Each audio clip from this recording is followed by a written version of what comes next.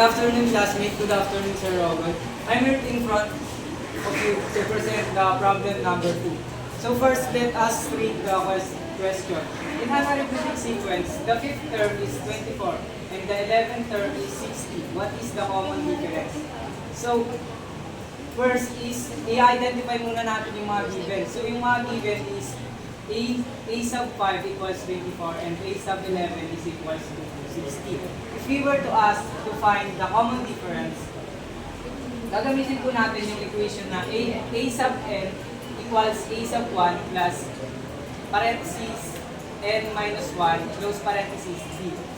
So, for the fifth term, is substitute natin yung mga given sa equation.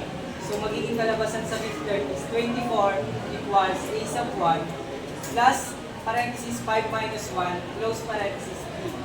Ang final answer niya is 24 equals a sub 1 plus 4b. And for the 11th term is 60 equals a sub 1 plus parentheses 11 minus 1 close parentheses b. And yung final answer niya is 60 equals a sub 1 plus 10b. So next naman po is susubtract natin yung sagot sa 5th term and yung sagot sa 11th term.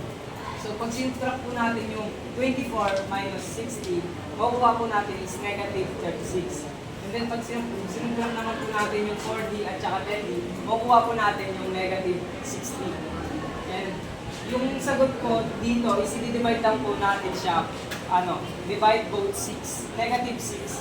So makakancel po yung negative 6 sa tabi ng d. And then, i-divide lang natin yung negative 36 sa negative 6.